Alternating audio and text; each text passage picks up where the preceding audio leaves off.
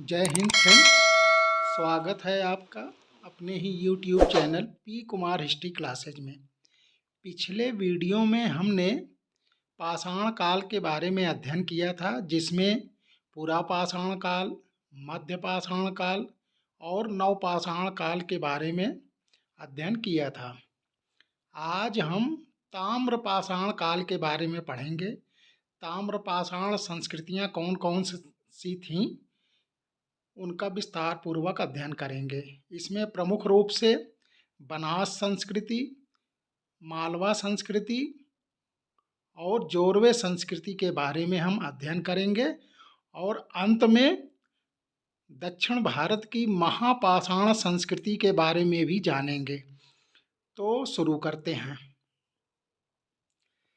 ताम्र पाषाण काल किसे कहते हैं, सबसे पहले हम ये देखेंगे। जिस काल में मनुष्य ने पत्थर और तांबे के औजारों का साथ साथ प्रयोग किया, उसे ही हम ताम्र पाषाणी काल कहते हैं। आपने पिछले वीडियो में देखा था कि उस समय मनुष्य पत्थर के बने औजारों का प्रयोग करता था, लेकिन फिर आगे चलकर नवपाषाण काल के बाद जो ताम्र पाषाण काल आता है, तो उसमें तांबे के औजार और पत्थर के जो औजार हैं, दोनों का प्रयोग करता है। तो इसीलिए इसको ताम्र पाषाणी काल कहा जाता है। सर्वप्रथम जिस धातु को औजारों में प्रयोग किया गया वो धातु तांबा थी, और इसका सबसे पहले प्रयोग कब किया गया, तो 5000 साल पहले, 5000 ईसा पूर्व में किया गया था। गैरिक मृदभांड ताम्र पाषाण संस्कृति के विशिष्ट मृदभांड थे। जो मिट्टी के बर्तन होते थे, वो गैरिक मृदभांड ताम्र पाषाण संस्कृति के विशिष्ट मृदभांड थे, जबकि काले एवं लाल मृदभांड सबसे अधिक प्रचलित मृदभांड थे। अगर तिथिक्रम के हिसाब से देखा जाए तो भारत में ताम्र पाषाण बस्तियों की अनेक श्रृंखलाएं हैं, जिसमें कुछ प्राक हड़प्पी हैं, कुछ हड़प्पा के समकालीन हैं और कुछ हड़प्पा के बाद की हैं। तो जैसे प्राक हड़प्पा का उदाहरण हमें देखना हो तो प्राक हड़प्पा अवस्था के अंतर्गत राजस्थान में कालीबंगा एवं हरियाणा में बनवाली या इसे बनावली भी कहा जाता है, और सिंध प्रांत में कोटदीजी, ये जो है प्राक हड़प्पा कालीन जो है स्थल के उदाहरण हैं। कायथा के मृदभांडों पर प्राक हड़प्पा यानी हड़प्पा से पहले का, हड़प्पा के समय का और हड़प्पा के बाद की संस्कृति का प्रभाव दिखाई पड़ता है। यानी कायथा के जो मृदभांड हैं उस पर तीनों का असर हमें देखने को मिलता है, प्राक हड़प्पन, हड़प्पन और हड़प्पा के बाद की संस्कृति का। भारत में ताम्र पाषाण अवस्था के कौन कौन से मुख्य क्षेत्र हैं, तो उसमें दक्षिण पूर्वी राजस्थान है, जिसमें प्रमुख रूप से हैं तो कई स्थल जो प्रमुख हैं वो हैं आहड़ एवं गिलुंद। पश्चिमी मध्य प्रदेश में कौन कौन से हैं, मालवा, कायथा और एरण। इसी तरीके से पश्चिमी महाराष्ट्र में कुछ स्थल हैं और दक्षिण पूर्वी भारत में भी हैं। तो हम एक एक करके देखते हैं। सबसे पहले हम शुरू करते हैं बनास संस्कृति, या फिर इसे आहड़ संस्कृति भी कहा जाता है। इसका जो समय है वो 2100 ईसा पूर्व से लेकर 1500 ईसा पूर्व का है। इसकी स्थिति कहाँ पर, लोकेशन क्या है, तो उसके बारे में हम देखते हैं। तो बनास नदी घाटी है राजस्थान में, वहाँ से ताम्र पाषाण संस्कृति के केंद्र आहड़ और गिलुंद हैं। यह संपूर्ण सभ्यता बनास नदी घाटी में स्थित है, इसीलिए इसे बनास संस्कृति भी कहा जाता है। तो राजस्थान में जो ये संस्कृति है ताम्र पाषाण, वो है बनास संस्कृति, और इसके जो दो प्रमुख स्थल हैं वो हैं आहड़ एवं गिलुंद। और चूँकि ये बनास नदी घाटी में स्थित है, इसीलिए इसे बनास संस्कृति भी कहा जाता है। आहड़ के बारे में पहले हम जानते हैं कुछ इसकी विशेषताएं। तो आहड़ का प्राचीन नाम ताम्रवती या ताम्बवती था, जिसे तांबा वाली जगह कहा जाता है। इसका समय क्या है, 2100 ईसा पूर्व से 1500 ईसा पूर्व के बीच है। गिलुंद इस संस्कृति का स्थानीय केंद्र माना जाता है। यहाँ से प्रस्तर फलक उद्योग के अवशेष भी मिले हुए हैं। और ताम्रपाषाण संस्कृति के लोग पकी हुई ईंटों का प्रयोग बहुत कम करते हैं, लेकिन गिलुंद एकमात्र ऐसा ताम्रपाषाण स्थल है जहां मकानों के निर्माण में पकी हुई ईंटों के साक्ष्य मिले हुए हैं। और उत्पादन में देखा जाए तो क्या क्या है, गेहूं, धान और दाल की खेती करते थे। और इस तरीके के अनाज, ये सभी अनाज महाराष्ट्र में जो नर्मदा नदी के तट पर नौदा टोली एक स्थल है, वहाँ से भी पाए गए हैं। अभी आगे जिक्र उसका आएगा, तो उसके बारे में हम देखेंगे। और आहड़ के लोग पत्थर के बने घरों में रहते थे। ये महत्वपूर्ण है कि अभी आपने देखा था गिलुंद में जो है पकी हुई ईंटों से मकानों के बने बने होने का साक्ष्य मिला हुआ है और कहीं पर नहीं है। इसी तरीके से आहड़ के लोग पत्थर के बने घरों में रहते थे। ये तो हो गया बनास संस्कृति। अब हम मालवा संस्कृति के बारे में देखते हैं। मालवा संस्कृति का जो समय है वो है 1700 से लेकर 1300 ईसा पूर्व। और यह संस्कृति यानी मालवा संस्कृति आहड़ संस्कृति की उत्तराधिकारी मानी जाती है, यानी उसके बाद की है ये। सबसे बड़ी ताम्र निधि यानी तांब का या कहें खजाना मध्य प्रदेश के गुंगेरिया से प्राप्त हुआ है। मालवा ताम्रपाषाण संस्कृति की एक बड़ी जबरदस्त विशेषता है कि यहाँ के मृदभांड पूरे ताम्रपाषाण मृदभांडों में सबसे उत्कृष्ट सर्वोत्तम माने गए हैं। मालवा संस्कृति का अगर लोकेशन की बात किया जाए तो मध्य प्रदेश के मालवा वाले क्षेत्र और महाराष्ट्र के कुछ क्षेत्रों में ये फैली हुई थी। मालवा क्षेत्र ताम्रपाषाण कालीन स्थलों से भरे पड़े हैं। तो यहाँ से जो मालवा वाले क्षेत्र से प्रमुख स्थल हैं वो कौन कौन से हैं? एरड़, कायथा, नौदा टोली प्रमुख स्थल हैं। नौदा टोली की बात किया जाए तो नौदा टोली मालवा संस्कृति का प्रतिनिधि स्थल है।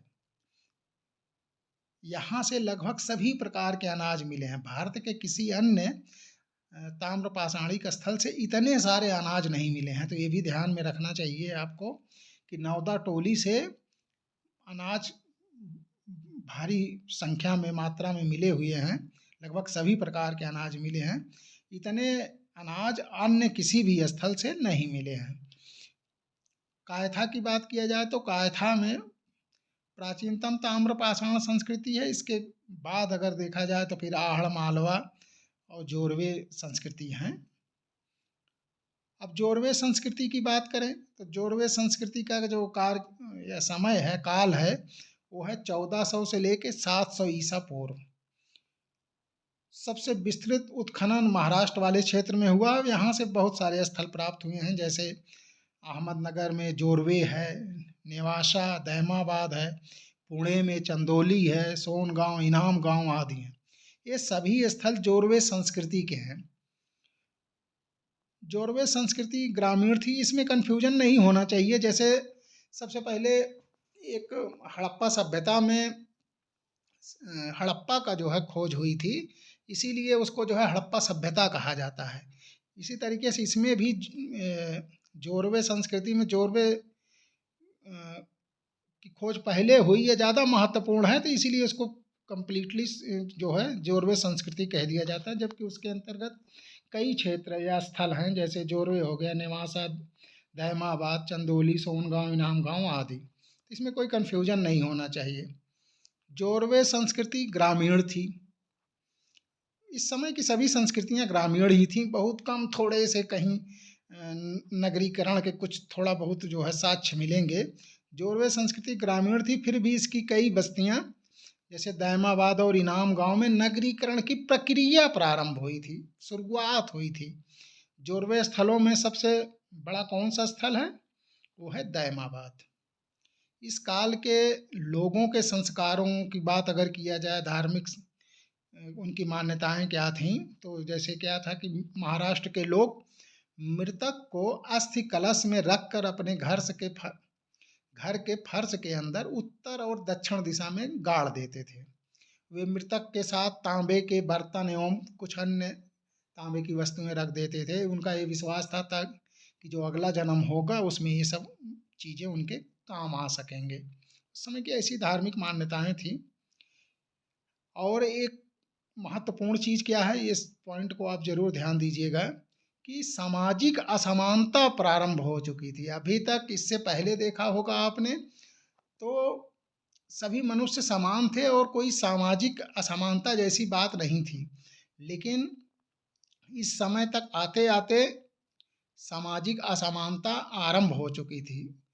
कई जोरवे बस्तियों में एक तरह का निवासगत अधिक्रम दिखाई देता है। इससे जोरवे में द्विस्तरीय निवास का आभास मिलता है। जैसे कि आप देखेंगे मुखिया का जो घर है वो आयताकार घर था या आयताकार घरों में वो रहते थे और अन्य लोग वृत्ताकार झोपड़ियों में रहते थे। तो इससे देख रहे हैं सामाजिक असमानता देखने को मिल रही है। अगर सामाजिक असमानता नहीं होती तो मुखिया भी वृत्ताकार झोपड़ियों में ही रहता। 1200 ईसा पूर्व के लगभग ताम्र पाषाणिक संस्कृति का लोप हो गया। यानी 1200 ईसा पूर्व तक आते आते ताम्र पाषाणिक संस्कृति समाप्त हो गई। केवल जोरवे संस्कृति ही खींच के देखा जाए तो 700 ईसा पूर्व तक किसी तरीके जीवित रही। दैमाबाद से कुछ प्रमुख चीज़ें या जानकारी जो निकल के आई है वो यह है कि यहाँ के जो कुछ अस्थियाँ प्राप्त हुई हैं उसमें शिशुओं में होने वाले स्कर्वी रोग का पता चलता है। स्कर्वी रोग आप जानते होंगे, विटामिन सी की कमी से स्कर्वी रोग होता है। दैमाबाद से कांसे का रथ भी मिला है जिसमें 2 बैल जुते हुए हैं और जिसे एक नग्न मानव आकृति चला रही है। दैमाबाद की ख्याति भारी संख्या में कांसे की वस्तुओं के लिए है। यहाँ से भारी संख्या में कांसे की वस्तुएं जो है प्राप्त हुई हैं। इनमें से कुछ वस्तुओं पर हड़प्पा संस्कृति का प्रभाव लक्षित होता है। इनाम गांव की बात किया जाए तो इनाम गांव ताम्रपाषाण युग की एक बड़ी बस्ती थी। यह बस्ती किलाबंद है और खाई से घिरी हुई है, यह ध्यान रखने योग्य तथ्य है। इनाम गांव से ही क्या है, मातृ देवी की एक मूर्ति मिली है। इससे ऐसा अनुमान लगाया जाता है कि ताम्रपाषाणिक लोग मातृ देवी की पूजा करते थे। ताम्रपाषाण के लोग वस्त्र निर्माण से परिचित हो चुके थे, यानी वस्त्र बनाना सीख चुके थे। इसके अतिरिक्त और भी कुछ चीज़ें सीखे थे। वो क्या था, कुंभकारी यानी मिट्टी के बर्तन वगैरह बनाना, सामान बनाना। धातुकार यानी कुछ धातुएं पिघला के उससे चीज़ें बनाना। हाथी दांत के सामान बनाना। चूना बनाने वाले और खिलौने की मिट्टी की मूर्ति, यानी जिसे जो है मिट्टी से जो खिलौना बनाया जाता है तो उसे टेराकोटा कहा जाता था। इस तरीके के कारीगर दिखाई दी पड़ते हैं उस समय। नेवासा में क्या विशेषता मिली है, चीज मिला है, नेवासा में पटसन एवं मोटे रेशम के धागे का साक्ष्य मिला है। ये भी महत्वपूर्ण तथ्य है। अब इन ताम्रपाषाणिक संस्कृतियों का जो ये समाप्त हो गई, उनके लुप्त होने का कारण क्या बताया गया है, वो है कि अत्यल्प वर्षा यानी सूखे के कारण इन ताम्रपाषाणिक संस्कृतियां लुप्त हो गई या समाप्त हो गई। तो ये बहुत महत्वपूर्ण तथ्य है। कभी पूछा जा सकता है कि ताम्रपाषाणिक संस्कृतियों के लुप्त होने का क्या कारण था। ताम्रपाषाण अवस्था का अगर उपलब्धि या कुछ महत्व की बात किया जाए तो सभी ताम्रपाषाण समुदाय चाकों पर यानी चाक पर काले और लाल मृदभांडों का प्रयोग करते थे। चाक पर बनाया जाता था। चित्रित मृदभांडों का प्रयोग सर्वप्रथम ताम्रपाषाणिक लोगों ने ही किया। ये भी ध्यान रखने योग्य तथ्य है कि चित्रित मृदभांडों का प्रयोग सबसे पहले ताम्रपाषाणिक लोगों ने ही किया था। मालवा एवं मध्य भारत में जैसे कायथा हो गया या एरण से जो बस्तियां मिली हैं वो काफ़ी प्राचीन हैं, जबकि प्राचीन पश्चिमी महाराष्ट्र की बस्तियां बाद की मालूम होती हैं। सर्वप्रथम ताम्रपाषाण के लोगों ने ही प्रायद्वीप भारत में बड़े बड़े गांव बसाए। तो ये भी तथ्य ध्यान रखने योग्य है। मध्य प्रदेश में कायथा और एरण, खैर इसको तो कायथा एवं एरण की, और पश्चिमी महाराष्ट्र में इनाम गांव की बस्तियां किलाबंद हैं।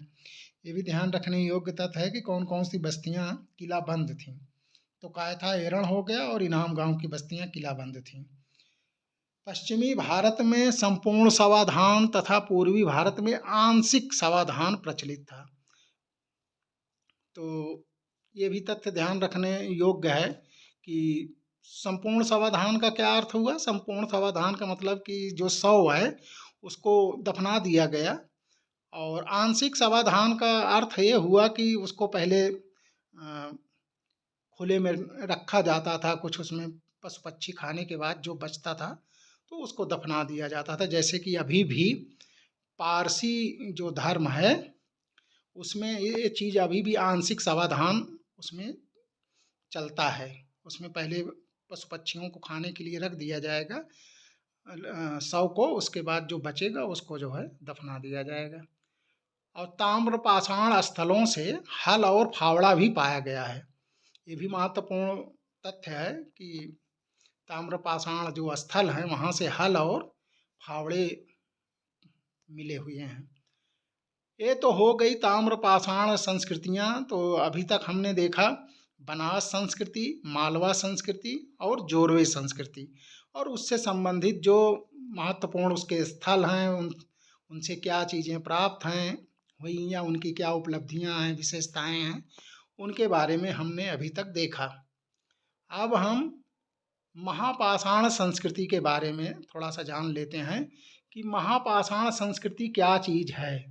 तो महापाषाण संस्कृति 1000 ईसा पूर्व से लेके ईसवी सन की प्रारंभिक सदियों में दक्षिण भारत में, विशेष रूप से आंध्र प्रदेश, कर्नाटक, तमिलनाडु, केरल में यह संस्कृति जो है पनपी थी।